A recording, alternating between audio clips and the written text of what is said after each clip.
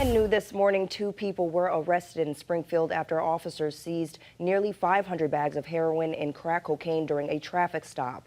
Late Thursday, police pulled over a car on Union Street because the car had no inspection sticker. And when officers approached the car, they saw several bags of heroin on the floor.